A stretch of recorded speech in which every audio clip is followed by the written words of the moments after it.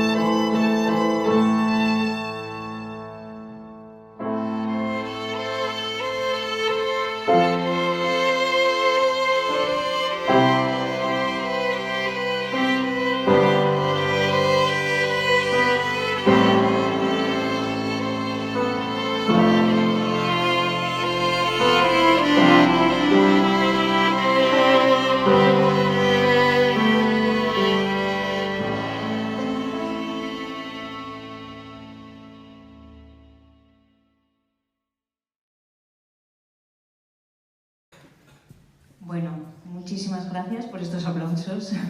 Ahora cambio el arco por el micrófono. Estamos de inauguración o de estreno, como prefieran llamarlo. Y es que la librería Corocota, con oreja verde, que está aquí al ladito, en la calle La Merced, número 31, comienza una nueva andadura. Podremos disfrutar de presentaciones de libros, charlas con autores, ilustradores, cuentacuentos, exposiciones, muchas cosas más. Pero, ya que tengo el micro, voy a advertiros de una cosa. Y es que Ana ya es un poco peligro público. Sí, es un poco peligro público, han oído bien, ¿eh?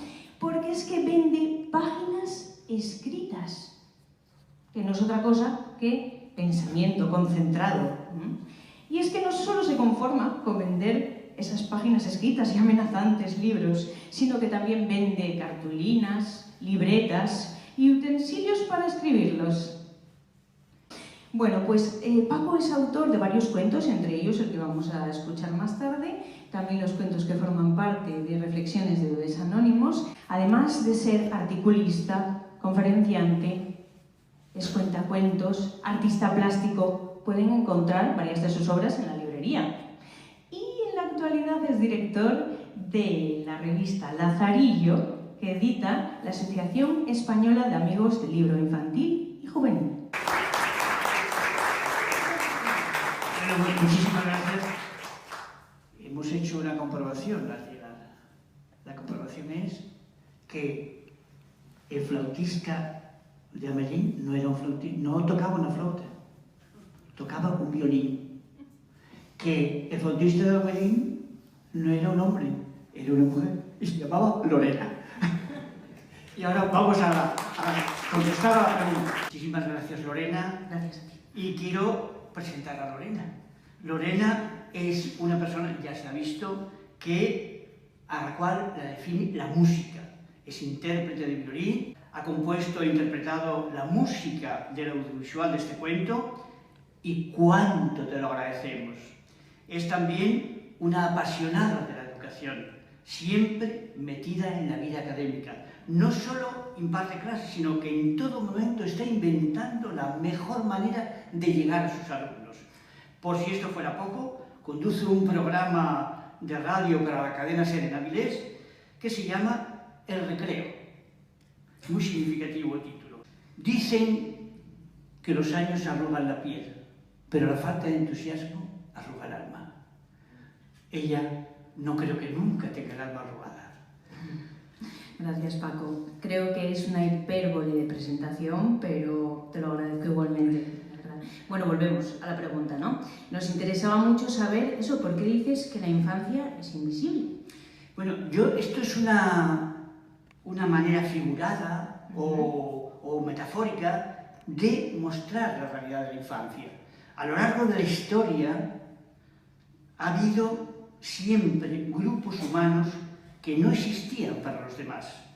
Los colonizadores vieron a los colonizados como poco más que una extensión de la fauna en el lugar que vivían.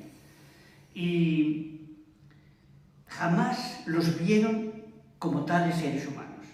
Y en nuestro tiempo, ya en el siglo XXI, son los niños los que me parece que sufren más esa invisibilidad. ¿Esto es lo que cuentas en La niña de la nube? Bueno, es un intento pequeñito, en un cuento muy corto, de meter casi la mar en un vaso de agua. Es un ejemplo de la invisibilidad este cuento.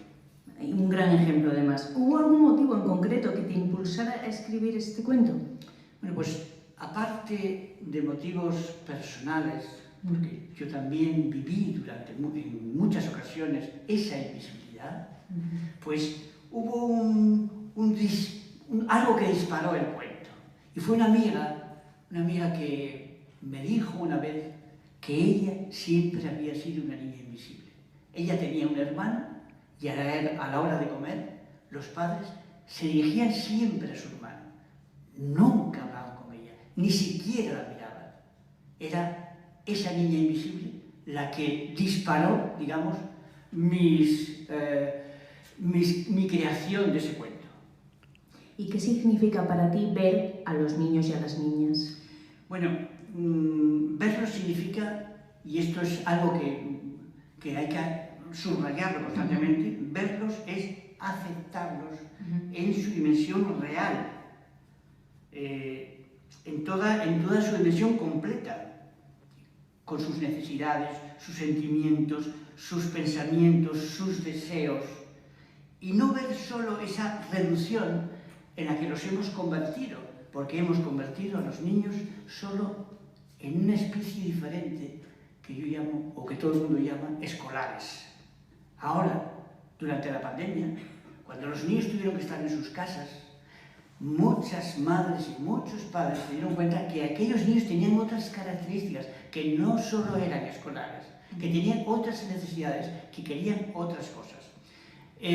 Sobre esto de la invisibilidad, ya hace muchos años, cuando conté este cuento por primera vez, además hay aquí una amiga que trae la primera versión de ese cuento, Carmen, ya luego se lo enseñas al final a alguien que quiera, pues en esa primera presentación había un geógrafo y urbanista que se llama Jordi Borja, que en un libro que se titula La ciudad conquistada, ya subrayaba también esta invisibilidad de la infancia.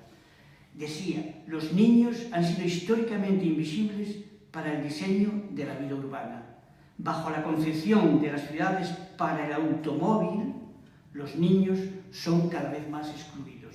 Su vivencia de la ciudad queda restringida a espacios de juego estrictamente controlados, casi apartheis. Bueno, y cuando no, perdón, otro inciso, cuando no meten a los niños en esas jaulas para hámsters, en las que están dando vueltas una rueda continuamente. Paco, escribiste, si mal no recuerdo, un manifiesto hace tiempo que iba dirigido a aquellos que gobernaban o iban a gobernar. Teniendo las elecciones a la vuelta de la esquina, ¿no crees que sería muy apropiado volver a...? Sí, sería muy apropiado recordarlo una y otra vez. Y yo soy muy tenaz, porque considero que una gota de agua puede horadar una roca. Entonces hay que insistir mucho en aquel manifiesto. Solo voy a hacer un pequeño resumen. En aquel manifiesto yo le decía a los que gobernaban o aspiraban a gobernar: os escribo en nombre de unos seres prácticamente desconocidos, pues son invisibles para la mayoría de los adultos. Me estoy refiriendo a esos que vosotros llamáis escolares, pero ellos quieren que su vida no quede reducida exclusivamente a la escuela y a las tareas de clase. Para que los niños y las niñas puedan ejercer como tales, deberían poder realizar su actividad más destacada, la que los define. Esa actividad que todos deben hacer, porque así se lo exige su naturaleza, es jugar.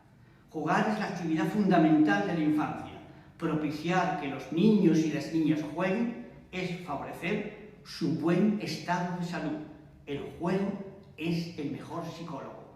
Ofrecerles lugares de juego donde nuestros desconocidos ciudadanos y ciudadanas puedan subir, bajar, trepar, correr, deslizarse, esconderse, saltar, relacionarse, dibujar. ¿Cuánto se olvida el dibujo de los niños y la importancia que tiene? Y alguien dijo que los dibujos de los niños eran pensamientos invisibles.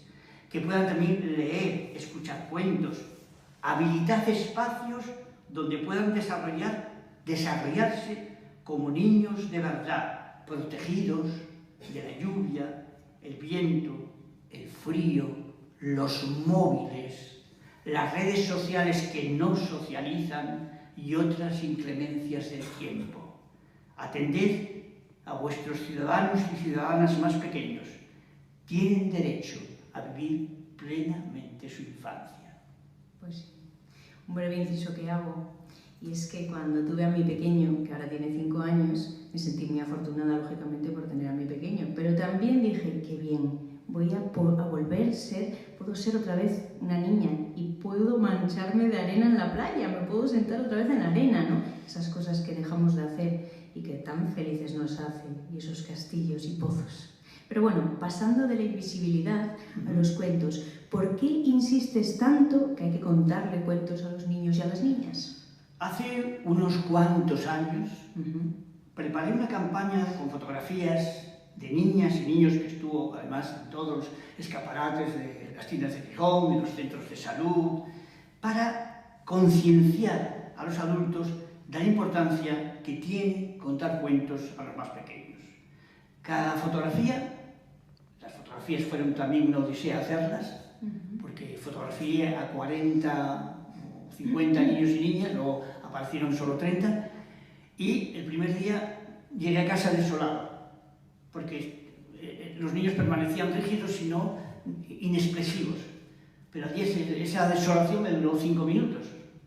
Al día siguiente dije, ya sé lo que voy a hacer. Llevé un saco de peluches y a cada uno le puse un peluche en las manos. Y hablar con el peluche, contarles algo. Y estas son las fotos que vamos a ver después. Bueno, cada fotografía la acompañé con una frase que resumía la necesidad y el don o regalo que les ofrecen los cuentos. Esta campaña tiene la misma validez ahora que entonces. Si quieres, vamos a verla. ¿Y te parece, y os parece si lo acompaño con el violín? Bueno, sería fabuloso. Venga, vamos a ir.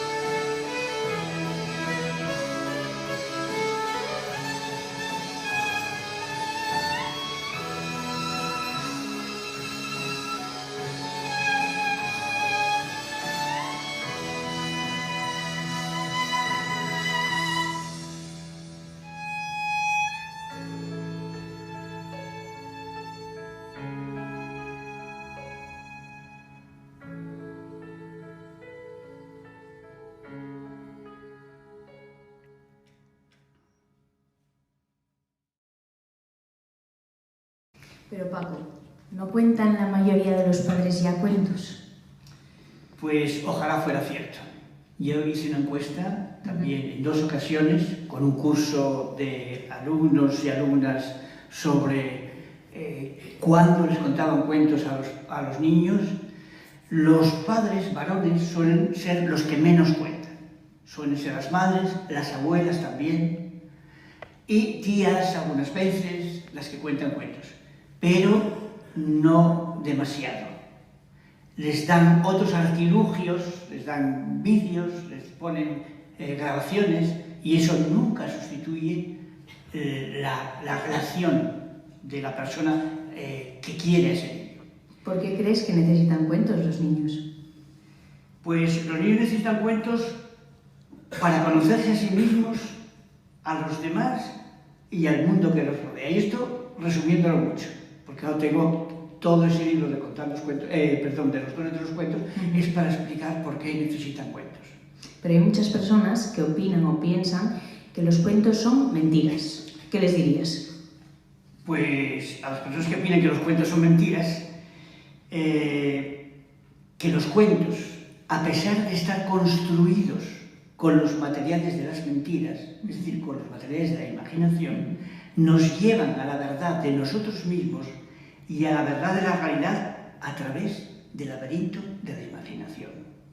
Volvamos a por qué son importantes los cuentos. Vamos a hacer una cosa. Yo te digo, o te recuerdo una de estas frases que acabamos de ver, de los niños fotografiados, y tú me lo comentas. Servirá un poquito así como para entender con mayor amplitud el significado de esa importancia. ¿Te parece? Me parece estupendo.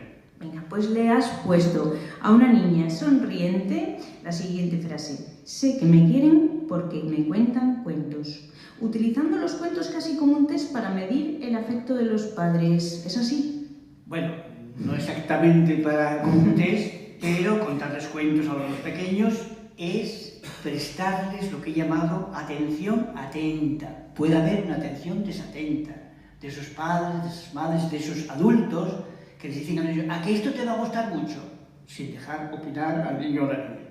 El padre o la madre que le cuenta un cuento a su hijo le dice siempre sin decírselo: yo te cuento este cuento porque te considero, porque te valoro, en suma, porque te quiero. Le ponías a otra niña esta frase de pero contádnoslo con ganas. Acláralo. Bueno, pues contádnoslo con ganas, porque otra niña a la cual la madre estaba contando un cuento con tanta desidia que la niña dijo: mamá, sí, cuéntamelo, pero cuéntamelo con ganas, por favor. Eso es una importante cuestión, contarlos con ganas. Y eso de me encantan los cuentos que tienen y de repente. Pues esto es otra frase de otro niño, y se lo dijo a su padre, porque hay muchos cuentos que son anodinos, insípidos, y entonces le dijo a su padre: papá, cuéntame un cuento que tenga y de repente. Claro, fijaros, no es lo mismo contar un cuento normal, que de repente estamos aquí, se abrió la puerta y se abrió de verdad y entra un fantasma. Bueno, y de repente es una clave fundamental para contar cuentos. Entonces hay cuentos sosos que no emocionan. Hay cuentos que no emocionan. Una niña, yo leí un cuento y dije, bueno, pues este cuento me parecía también insulso. Y entonces se lo leía a una niña con todo el interés y con todo el entusiasmo, y la niña me miró, una niña de 5 años, me miró con unos ojos así de grandes y me dijo ella: ¿ya terminó y todavía no empezó? Pues sí que hay cuentos así. Sí, sí. Ahora creo que te voy a hacer Diana directa en el corazón. Porque había otro niño que decía esta frase: cuando me cuentan cuentos me entran muchas ganas de saber a leer. Sí, esa me da Diana en el corazón, como bien dices, porque esa frase, las otras frases las escribí yo, pero esta la dijo mi hijo cuando tenía 4 años. Manuel. Y dijo, cuando me cuentan, y además lo grabamos también en un programa de radio, y ponía una vocecita que decía: cuando me cuentan cuentos me entran muchas ganas de saber a leer. No es lo mismo saber a leer, con todo lo que eso implica, que aprender a leer. no es descifrar. Leer es mucho más que descifrar un texto. Pues sí.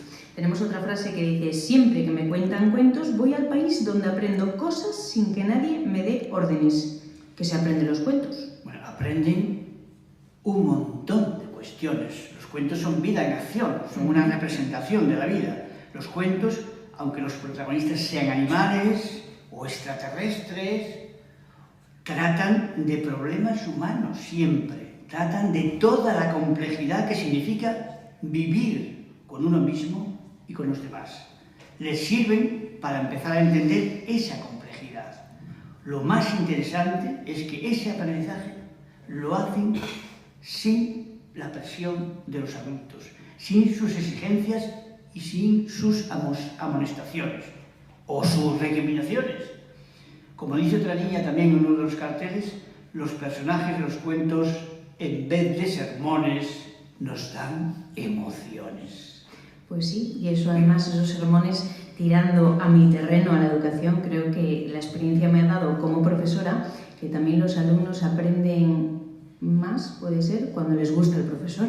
Hombre, eso por supuesto. Y eso siempre lo dudamos. Yo recuerdo una vez que tuve una pequeña, no discusión, pero sí intercambio de pareceres distintos con una señora que decía: los niños tienen que aprender que puede haber profesores muy duros y tienen que... Entonces dije, bueno, entonces yo le conté un cuento de Gianni Rodari, un cuento en forma de poema que tú conoces bien y que me parece que estuviste trabajando con tus niños hoy, ¿no? Sí, Bueno, pues mira, porque son muy voluntariosos, ¿no? Pues Que les algo. acompáñame con los niños, por favor. Sí, vamos a ello. Aquí está el cuento de Gianni Rodari. Un gato que se llamaba Ramón quería enseñar inglés a un ratón. Preparó los libros y la cartera y puso queso en la ratonera y se quedó a esperar que el ratón se quisiera acercar. Y mientras esperaba, esto es lo que cantaba.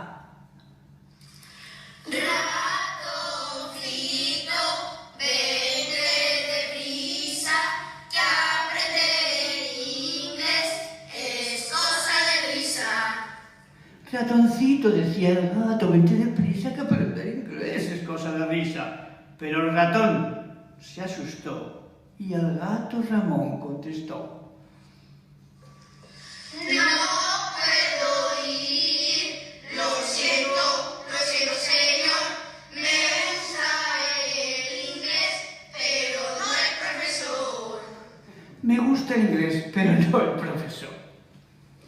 Veamos ahora 5 frases referidas a las emociones primarias de la tristeza y la alegría. Y dicen: las palabras de los cuentos son las mejores medicinas para curar las tristezas. Los cuentos alivian las penas, deben de tener algo mágico. Aunque sean tristes, los cuentos siempre nos dan alegría. Son los mejores quitapenas. ¿De qué estarán hechos los cuentos que nos ponen tan contentos? Eso, Paco, ¿de qué están hechos? Pues es otro don que se les da a los niños al narrarles historias, que es el don del consuelo. Consolar es aliviar la pena o la tristeza de alguien, y los cuentos producen ese efecto consolador. O sea, que los cuentos están hechos de palabras consoladoras. Y no solo alivian las penas, también permiten afrontar el miedo, porque los cuentos, como dice otra niña, aunque sean de miedo, siempre nos dan valor.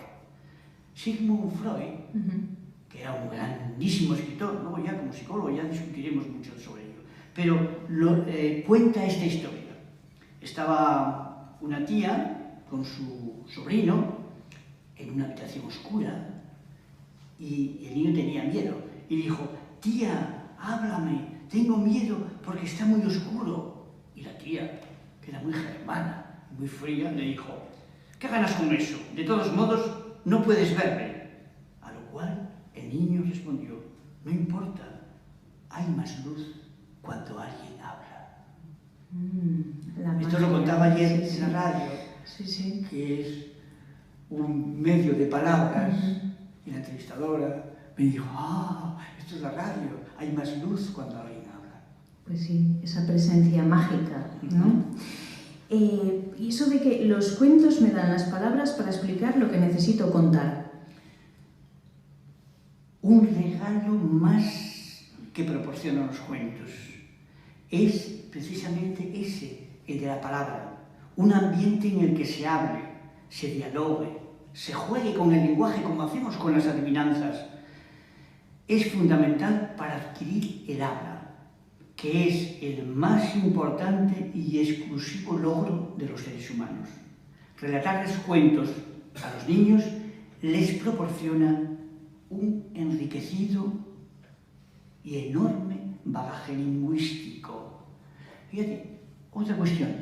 Todo el mundo le pregunta, ¿cuál es el mayor aprendizaje que realizamos los seres humanos? Todo el mundo empieza a pensar cosas raras, pero el mayor aprendizaje que realizamos los humanos sin enseñanza es a que aprendemos a hablar. Aprendemos a hablar porque vivimos en contextos, sumergidos en contextos de habla. Y por eso algún psicólogo ha dicho que los niños son genios lingüísticos, porque no solo escuchando aprenden a hablar, sino que hacen deducciones lingüísticas. Un niño dice, hoy he descubrido, y el adulto inmediatamente dice, no, se dice descubierto, sin darse cuenta de que ese niño acaba de hacer un gran descubrimiento lingüístico, porque acaba de hacer una deducción. Si de amar se dice amado, ¿por qué de descubrir no tiene que ser descubrido, como dice él? Bueno, pues la lengua la aprendemos porque estamos ahí, metidos en contextos de lengua. Igual que los peces están en el agua, nosotros estamos metidos en el agua de las palabras. Ese extraordinario aprendizaje, ¿no?, del habla, y si voy más allá también del movimiento. Aprenden a caminar o aprendemos a caminar cuando somos pequeñitos, pero enseguida estamos ya los adultos para decirles cállate, no te muevas, y si me dejas un inciso para contar una tira de Frato, de tu amigo Frato, ¿puedo? Por supuesto, claro. Es que me encanta y se me acaba de ocurrir hablando del tema. Hay una tira que yo le cuento a mis alumnos, ¿por qué no?, que es muy buena. Dice la profesora, niños, vamos de excursión, vamos a ponernos todos en fila, por favor. Se ponen todos los niños en fila, van por la calle caminando en fila, llegan al sitio que van a visitar, seguir en fila, seguimos en fila, vuelven, seguir en fila, seguir en fila. Cuando llegan a la clase, la profesora les pide que por favor dibujen lo que han visto. ¿Qué dibujan? El cogote del delante. Una conclusión muy lógica de los niños. La lógica y lógica de los niños hace tiempo. Y después hay veces que no se les escucha en absoluto, porque les a los niños se les habla mucho y se les escucha poco. Y a veces, vamos, hay cuentos tremendos. Bueno, no sé, hay uno que... Ahora no, Fernando, ¿te acuerdas? Sí. Bueno, hay un cuento que se titula Ahora no, Fernando, que yo creo que si alguien intentara publicarlo ahora, los gendarmes, la policía de lo políticamente correcto se lo prohibiría. Si quieres, nos saltamos esa posible represión y lo contamos. Venga. ¿Lo contamos? Si queréis, ¿me ayudáis a contar, por favor? Solo tenéis que decir, ahora no, Fernando, cuando yo os lo diga, ¿vale? Venga, pues me voy a poner aquí. Oye, dame luz aquí, si puedes. Luz aquí. Aquí está. A ver.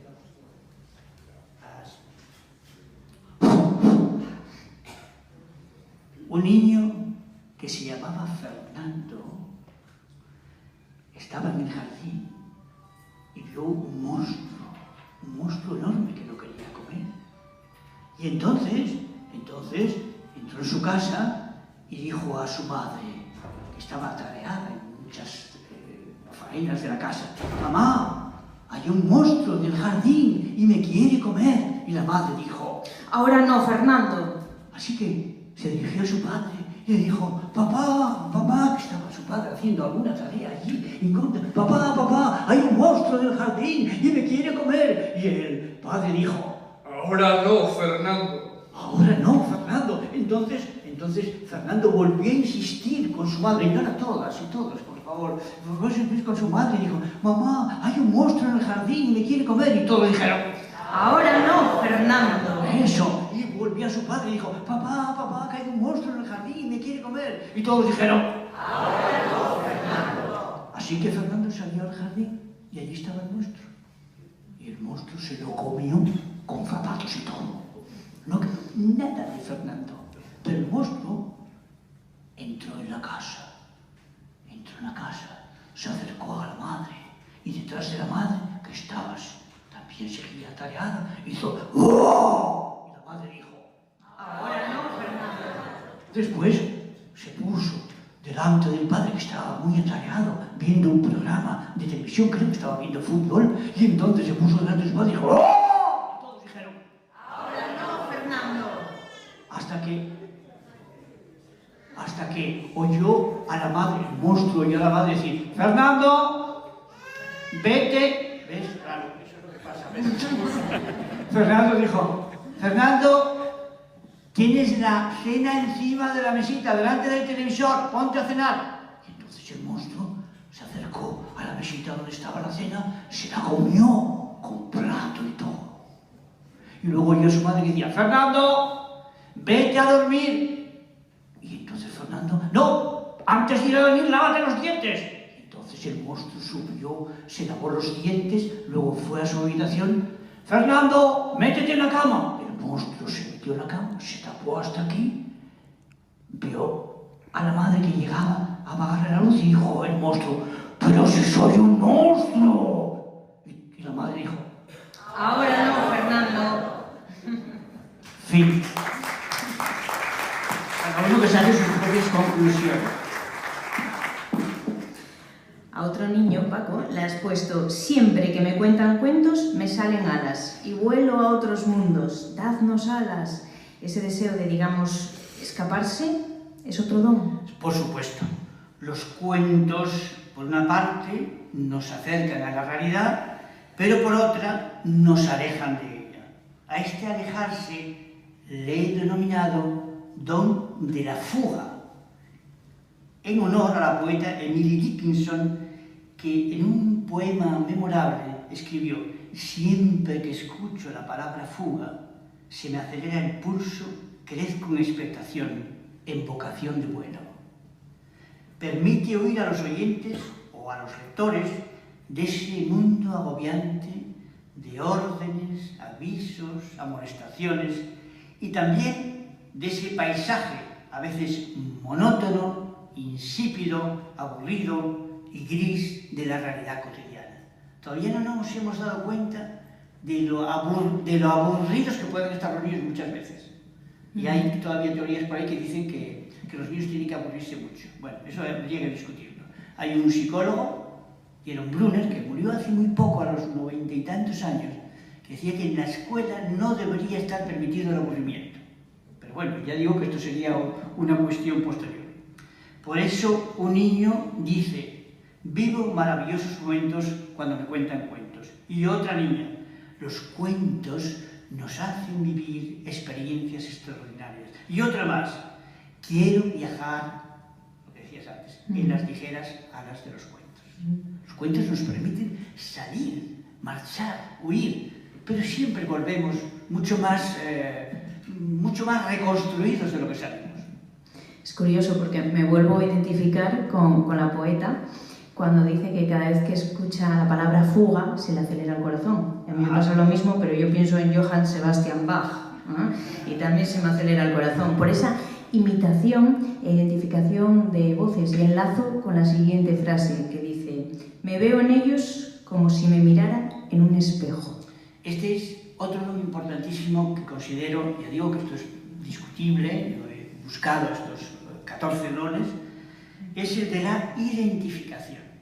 Muchas veces, bueno, todos lo hemos vivido, identificarnos con personajes, no solo de los cuentos, sino de series de televisión, de cualquier, cantantes, etc., ¿no? Los niños y las niñas se ven reflejados en los cuentos, son espejos para ellos, pero espejos que no les riñen. Como si estuvieran, ya digo, viéndose ahí, enfrente están esos personajes, yo los veo, es como una representación. La razón por la que muchos niños y niñas piden que se repita un cuento una y otra vez, puede porque les haya dicho algo, les haya conmovido, les haya dicho algo que los adultos a lo mejor no sabemos qué es, pero nos piden constantemente: por favor, vuélvemelo a contar. Yo recuerdo un ejemplo, que es que una niña que pedía todas las noches que le contaran el cuento de Cenicienta. A su madre tenía 5 años y la madre no sabía por qué. Pero el cuento de Cenicienta, ¿de qué habla?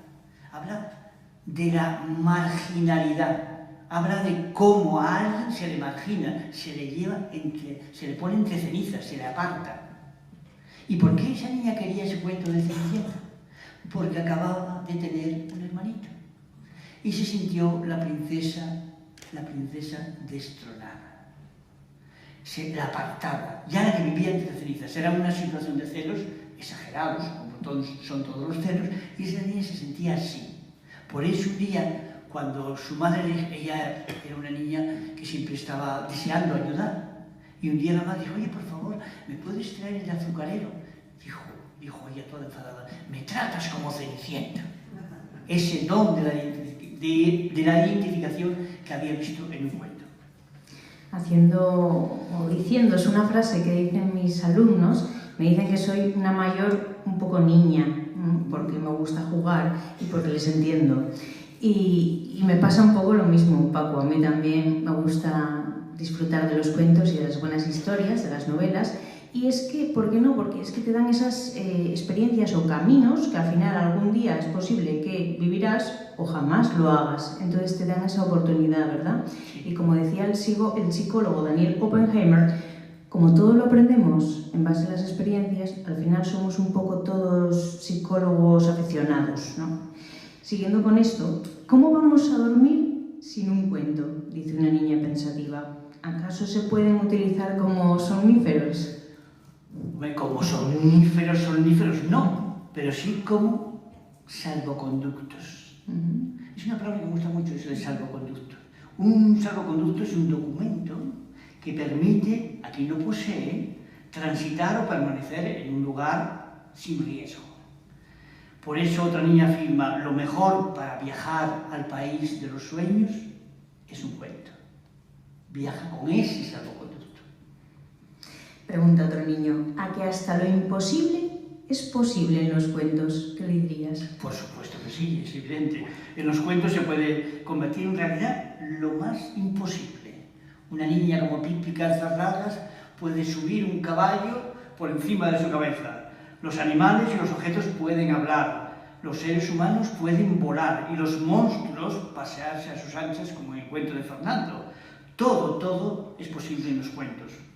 Todo es posible a condición de que estén escritos de forma creíble. No tienen que ser verdaderos, tienen que ser verosímiles los cuentos.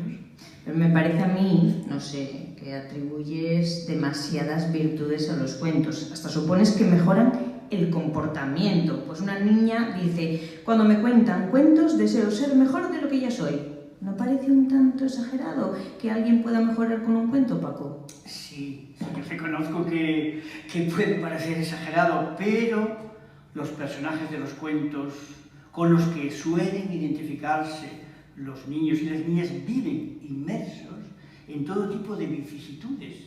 Deben superar obstáculos, enfrentarse a problemas inesperados, modificar comportamientos, y al final esos personajes de las historias salen crecidos de su peripecia. El niño o la niña, yo sostengo que el niño o la niña que vive un cuento, el cuento es una experiencia vivida también. Entonces quien vive un cuento participa de la aventura de sus héroes y sale de esas vivencias, yo creo que igualmente mejorado.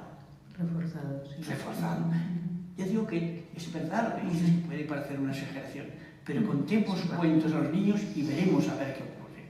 Pues sí. Mira, y a esto traigo en la Gota de Leche en Gijón, en el edificio que ahora es de servicios sociales, a la entrada hay un cartel hecho con azulejos de Talavera del año 1924, que hay una frase que yo creo que merece la pena que vengan visitantes de toda Europa y de todo el mundo a verla. Esa frase dice, es del doctor Avelino González de 1924, recuerdo, dice, cada vez que construimos casas para los niños, y casas, entiéndase, cada vez que les contamos cuentos, cada vez que los atendemos, destruimos o derribamos los muros de las cárceles. Es el gran ejercicio de prevención que tienen los cuentos. Además, corrígeme, que me estoy colando a lo mejor. Creo que es la frase de cabecera que tienes en tu blog, ¿verdad? Sí, lo tengo ahí en mi blog de cabecera, sí. ¿Y qué espacios nos dirías que son los ideales para contarles los cuentos? Pues...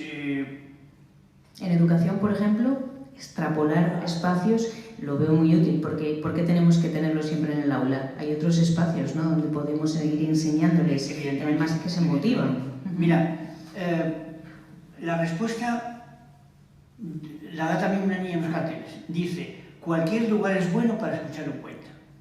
Yo lo comprobé muchísimas veces. Tenía exposiciones de cuentos en la Fundación de Cultura y una vez escuché a una madre contarles cuentos a 5 niños, no sé si eran todos de ella, contarles aquel cuento que estaba allí en la exposición y quedé maravillado. Y otra vez hice una cosa que a alguno le puede parecer fea, y es ir detrás de una madre y sus 2 niños, una niña de 6 y otra de 4. La madre iba contándoles su cuento. Estaban tan fascinados escuchándola, pero no la escuchaban con los oídos, porque los niños cuando escuchan cuentos no lo hacen con los oídos, lo hacen con todo el cuerpo, lanzan el cuerpo, escuchan con el cuerpo. Y entonces estaban tan emocionados escuchándolo que no veían nada más que aquello, nada más que aquellas palabras mágicas de la madre. Y yo seguía fascinado tras de ella también. Pues que se cumpla, ¿no?, lo que dice la niña de ni un día sin alimento, ni un día sin un cuento. Además, yo no sé si esto será un poco exagerado, pero como mamá que soy de un niño de 5 años y después de expresado este deseo, me viene a la cabeza una pregunta un tanto inquietante y seguro que muchas más personas lo tenéis en cuanto a las redes sociales. Si nos están recortando al final socializar, restringiendo su actividad, jugar, leer, dibujar y todas estas actividades, ¿no? Pero, y podría decir también, hasta sin me apuras, pensar, que era uno de los peligros que hablábamos antes, ¿eh? Sí, uno de los peligros que ya Ana decía, me parece que lo oí desde fuera, ¿no? Que Ana ya es una persona peligrosa porque pone a disposición del público pensamiento concentrado. Peligrosísimo. Bueno, lo que me dices es un tema importantísimo y muy pertinente. Hay que reflexionar sobre ello, pero no voy a contestar ahora sobre las redes sociales. Pero lo vamos a responder a esto el lunes próximo, en esta conferencia que también organiza la librería Colocota. Es una conferencia que va a dar Marino Pérez Álvarez, un eminente psicólogo, catedrático de psicología, ya jubilado, un investigador que está hablando aquí de qué es eso del individuo flotante. Bueno, pues voy a hacer solo unas líneas sobre lo que vamos a hablar. Un fragmento del libro. Por lo pronto, dice Marino, el impacto de las redes sociales presenta ciertas paradojas. El teléfono móvil, un dispositivo para hablar, está erradicando la conversación. Las redes sociales que supuestamente iban a conectar a unos con otros, en realidad ponen a unos y otros solo juntos. No en vano se habla de que estamos viviendo en el siglo de la soledad. Este siglo de la soledad, de eso hablaremos el próximo día. Por lo tanto, seguimos con los cuentos. Pero no sé si es para mirar el mundo con esperanza. ¿Cómo lo ves? Bueno, yo comparto lo que afirmaba la escritora y activista Gloria Steinem cuando le entregaron el premio Princesa de Asturias de Comunicación. Dijo ella, y estoy completamente de acuerdo, y lo suscribo, vuelvo a sentir esperanza, y la esperanza es una emoción muy rebelde. Y más sobre la esperanza. Los Reyes Magos me escribieron una carta, yo les escribí 2 cartas a los Reyes Magos que se publicaron en la prensa, y ellos un día me contestaron. Y me dijeron, solo el fragmento final, que subraya esto que hablamos de la esperanza. Me dicen ellos, una vez, atravesando el desierto del Gobi, situado al norte de China, un caravanero nos preguntó cuáles eran nuestros planes y los tres a la vez, qué casualidad, le respondimos en plural con unos versos de nuestra querida poeta de cabecera, Wisława Szymborska. En nuestros planes siempre hay un sol presente, nubes actuales, caminos en curso. Nosotros, seres creados por la ilusión, sostenemos la necesidad de la esperanza. Sabemos que es harto difícil defender esta convicción. Por eso, vamos escribiendo en las paredes de todos los pueblos y ciudades por los que pasamos un pensamiento de otro enorme escritor y filósofo que se llama Raymond Williams. Y con esto concluimos nuestra carta. El pensamiento de Raymond Williams dice así: lo verdaderamente radical es hacer la esperanza posible, no la desesperanza convincente. Muchos medios de comunicación, periódicos, emisiones de radio, etc., nos están hablando de la desesperanza convincente, nos están tratando de convencer y nos están diciendo también que los jóvenes tienen un futuro peor que el de sus padres. Y yo, el otro día discutiendo con un periodista, con un director de un periódico, le dije: tú no deberías escribir en un periódico. ¿Por qué? Porque tú no tienes un horóscopo para hablarnos del futuro. Como el futuro es algo que tienen que hacer los jóvenes, no tú. Bueno, seguimos. Después... Pero esto ya te digo, sería para... Acabas de hacer un canto a la esperanza. Un canto. Sigo haciendo un canto a la esperanza. Oye, ¿qué os parece si damos paso ya a La niña de la nube? Pues me parece estupendo. La niña de la nube, por Paco Abril. Esta es la historia de una niña invisible. Bueno, para ser más exactos, no es que fuera invisible de verdad. Esto es, que tú miraras y vieras a su través como si fuera de cristal. No, era otro tipo de invisibilidad. Aquella niña tenía padres, hermanos, tíos y abuelos. Iba todos los días al colegio. Incluso tenía una pandilla de amigos y amigas. Entonces, ¿por qué era invisible? Era invisible porque nadie la veía. Nadie se percataba de su existencia. Nadie la echaba en falta. Por lo tanto, tampoco nadie se preocupaba de ella. Cuando las madres preguntaban a sus hijas con quién habían estado jugando, ellas recitaban de carrerilla los nombres de sus amigos, pero a ella nunca la mencionaban. Por eso era invisible. O lo que es peor aún, por eso ella no existía. Sí, quizás debería haber empezado este relato diciendo que se trataba de la historia de una niña que no existía.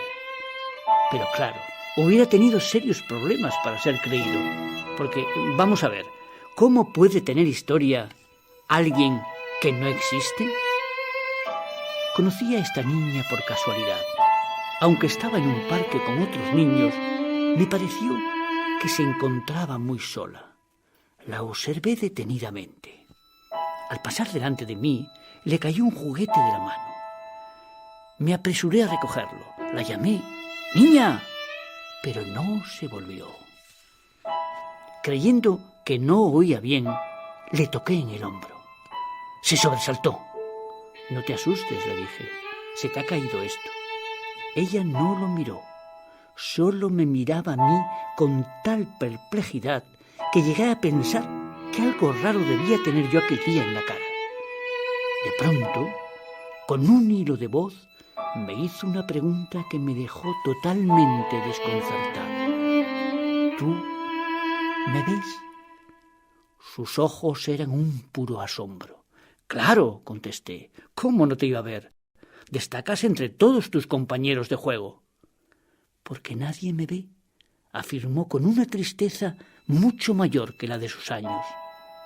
Te veo, repetí. Eres una niña que estás aquí, jugando en el parque. Entonces me contó que hasta aquel momento nadie había reparado en ella. Ni sus padres, ni sus hermanos, ni sus maestros, ni sus amigos la veían. De repente se me ocurrió una idea. «Quédate aquí, a mi lado». Saqué del bolsillo los juegos de magia que siempre llevo conmigo. Al observar que unos niños me miraban, hice desaparecer delante de sus narices una gran pelota. Luego, sin decir nada, les mostré unos aros perfectamente cerrados que se unían y separaban misteriosamente. Los niños y niñas se arremolinaron a mi alrededor. Había conseguido atraer su atención. Me pidieron con insistencia que repitiera cada juego y que les hiciera otros nuevos. Estaban entusiasmados. Después de un breve tiempo de sorpresas, anuncié que me iba. Como había supuesto, la reacción de los niños y niñas no se hizo esperar. «Por favor, no te vayas, haznos otro truco, el último, por favor, porfa, por favor», reclamaron a coro. «De acuerdo, pero será, de verdad, el último». Les pedí que se pusieran en círculo. Miré al cielo. Una pequeña nube solitaria surcaba el azul. Adopté una actitud muy teatral.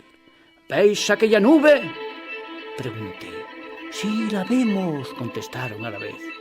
«Pues en realidad es una niña amiga mía a la que le gusta transformarse en nube para viajar sin rumbo por el cielo». Los más incrédulos se rieron. Los otros, la mayoría, miraban atónitos a la nube y a mí, tratando de adivinar la sorpresa que les preparaba. «Atención, atención, silencio absoluto, por favor.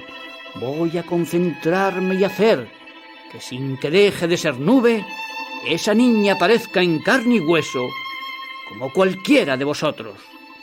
Todos me miraron ya fascinados, hasta los más incrédulos. «¡Abracadabra!», exclamé ceremonioso señalando a las alturas. «Que la nube de allí en niña se transforme aquí». Mientras pronunciaba estas palabras mágicas, tomé de la mano a la niña invisible y la puse delante de todos. «¡Voilá! ¡Aquí está!». Un grito de asombro salió a la vez de todas las gargantas. La miraban como si nunca la hubieran visto y se acercaron a tocarla con una cierta prevención. «¿Es de verdad o es de ilusión?», preguntó una niña después de un silencio expectante. Le contesté que era tan de verdad y tan de ilusión como ella misma. Poco a poco se acercaron a la niña que había sido invisible. Rápidamente se disiparon sus reparos. «¿Juegas con nosotros?», le preguntaron. «Claro», dijo ella riendo. Aproveché aquel momento para marcharme sin despedidas. Al alejarme, miré hacia atrás. No vi a la niña de la nube, solo a un tropel de niños y niñas que jugaban.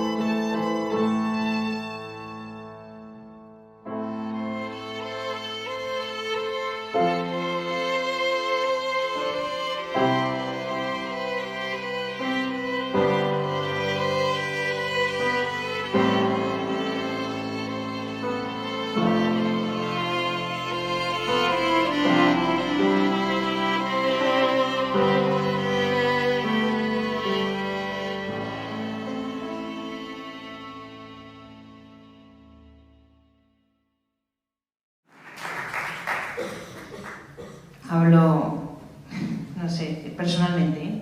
Hablábamos de todo lo mágico y la verdad que esto sí que es un momento que te invita a la reflexión, ¿no? Todo lo que es la combinación de ilustración, palabras y demás. pero me asalta una duda. Sí, yo creo que a algunas personas más también. Paco, ¿por qué llevas corbatas y nunca te veo con ninguna? Bueno, pues esa corbata, también cada detalle del vídeo tiene algo que ver, tiene un significado. Y esa corbata la dibujaron niños y niñas. Es de una ONG que se llama Aldeas Infantiles. Y entonces hicieron varias. Esta la hicieron solo con este color, pero hay otras que hicieron de peces, preciosas todas. Por eso en honor a ellos puse esa corbata en la que se ven niños y niñas. Oye, y para aquellos que estén interesados en adquirir el libro, ¿dónde se puede conseguir? Pues el libro se editó hace 20 años. ¿Hay aquí alguien? Carmen, mira, enseña la primera edición. La primera edición del libro fue de Libros del Peixe, de la editorial Libros del Peixe. Cerró Libros del Peixe, luego salió la editorial, luego Carlos y Marina llevaron la editorial Impronta. Este es de una ilustradora malagueña, y después la editorial Ebrés me publicó este libro y me dijo: oye, ¿quieres que te lo ilustre una japonesa? Me dijo: oye, encantado, me enseñaron los dibujos, me parecieron extraordinarios, acepté. Y entonces editaron el libro, pero la editorial Ebrés también cerró. Y ahora estoy buscando nuevos editores. Y estoy buscando como loco, si alguien sabe de su paradero, que me lo diga, por favor, a Tosie Ue, que es la ilustradora, porque lo pongo en Google y no aparece por ningún sitio. O sea, que lo único que disponemos ahora es los que tienen el libro y el vídeo, que lo pondremos en más sitios. Tosí está invisible. Tosí está invisible. A no ser que haya sido... Bueno, oye... Bueno, pues nada, yo creo que con esto damos fin al acto, pero por favor, Ana, Rafa, Ana, por favor, venid con nosotros, por favor. Rafa Ayús ha sido quien nos ha ayudado a poner las imágenes. Muchísimas gracias. Es una parte importantísima. Y Ana, la pericolosa, pues ahora con la librería, bueno, pues ella fue también la realizadora de este libro. Y si, Rafa, ¿quieres decir algo? No, estoy muy contento de haber participado, es un placer, es absolutamente increíble lo que haces con los cuentos. Bueno, muchísimas gracias. Perdón, que te quité el micrófono. Muchas gracias a ti. Ana, ¿quieres decir algo sobre lo que quieres de la librería? Agradecer que estéis aquí acompañándonos esta tarde, agradecer a José Antonio y a Carmen Fano que hayan confiado en mí y que hayan puesto todo su amor, yo lo diría así, amor y cariño y profesionalidad en acompañarme en esta nueva andadura, así que muchísimas gracias. Para ellos, yo creo que ellos se merecen un homenaje y espero que esto sirva de pequeño homenaje para ellos. Muchísimas gracias. Muchísimas gracias a Lorena, a Paco y a Rafa por haber querido participar en este acto, hacer este acto y que sea el primero que se organiza desde la librería Corocota con Oreja Verde. Y nada, pues eso, muchísimas gracias y un placer compartir esta tarde con vosotros. Muchísimas gracias y hasta una próxima ocasión. Si alguien, mira, no solemos hacer preguntas ni coloquio aquí, si alguien quiere comentar algo o hablar, salimos ahí fuera y nos lo comentáis, ¿vale? Sin la formalidad de coloquio. Muchas gracias. Y os invitamos a la próxima actividad en 3 minutos.